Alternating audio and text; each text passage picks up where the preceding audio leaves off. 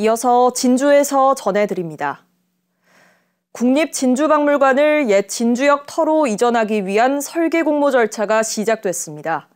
그러나 해당 사업이 지난달 행정안전부의 중앙투자심사를 통과하지 못한 데다 터 면적도 확정되지 않아 절차가 성급하게 진행되는 것 아니냐는 우려가 나옵니다. 박기원 기자입니다. 국립진주박물관이 박물관을 이전하기 위한 설계자 선정 절차에 착수했습니다.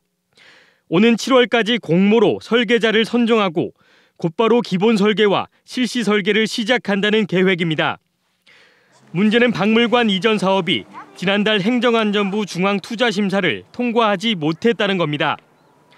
국비로 추진되는 설계 공모는 행안부 심사 없이도 가능하지만 박물관 이전 사업 비용의 절반인 지방비 640억 원은 심사가 필요합니다.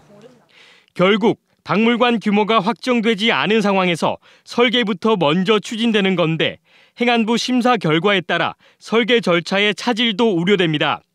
8월달 되면 설계 계약 예정인데 중앙투자심사도 결과도 봐야 되지 않겠습니까? 그 행안부하고도 조율을 잘해서 진행하겠다 하셔가지고 일단 믿고 가고 있습니다. 행안부는 지난해 심사에서 부지 면적이 타당성 조사 때보다 3배 이상 지나치게 크게 신청됐다며 재검토를 통보했고 지난달 재심사에서도 같은 이유로 반려했습니다. 진주시와 국립진주박물관은 맞교환이 가능한 수준이라고 판단한 2만 제곱미터를 부지 면적으로 확정했는데 심사 통과는 장담할 수 없습니다.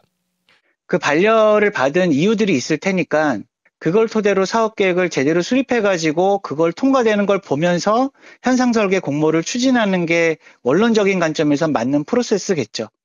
다음 달 투자심사 재신청으로 차질은 없을 것이라고 예상한 진주시. 2027년까지 박물관을 정상 이전할 수 있을지는 오는 8월 심사 결과에 달렸습니다. KBS 뉴스 박기원입니다. 교육부가 오늘부터 사흘 동안 진주의 한국국제대학교를 방문해 학교 회계 자료와 임금 체납 문제 등을 조사합니다. 교육부는 한국국제대가 정상적인 학사 운영이 가능한지에 대한 민원이 들어와 사실 확인 차원에서 조사에 착수했다고 설명했습니다. 한국국제대는 100억 원대 교직원 임금 체불에다 최근 요금 미납으로 물과 전기가 끊길 위기에 놓이는 등 심각한 재정 악화를 겪고 있습니다. 일본군 강제 성노예 피해자 진주평화기림 사업회 등 지역 27개 시민단체는 오늘 진주시청에서 기자회견을 열고 일본군 위안부 역사관 건립을 경상남도에 촉구했습니다. 이들은 위안부 역사관 건립이 미래 세대의 교육 효과 등을 고려할 때 인문 사회적 타당성이 충분하다고 주장했습니다.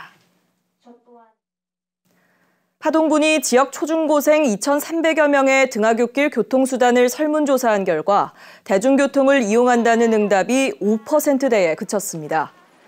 응답 학생 3명 가운데 1명은 등하교 시간과 버스 시간이 맞지 않아 통학 차량이나 가족 차량을 이용하는 것으로 나타났습니다. 하동군은 교육지원청과 협의해 등하교 시간대 농어촌 버스 노선 조정을 검토할 예정입니다. 사천해경이 오는 17일부터 관계기관과 합동 점검반을 꾸려 해양 오염 사고 발생 위험이 큰 시설을 집중 점검합니다. 점검 대상은 300kl 이상 기름을 저장하고 있는 남해군 수협과 삼천포 수협, 고성군 수협 급유소 등입니다. 해경은 해양 오염 사고에 대비한 대응 체계가 갖춰졌는지와 방제 교육이나 훈련이 잘 이뤄졌는지 등을 확인할 예정입니다. 지금까지 진주에서 전해드렸습니다.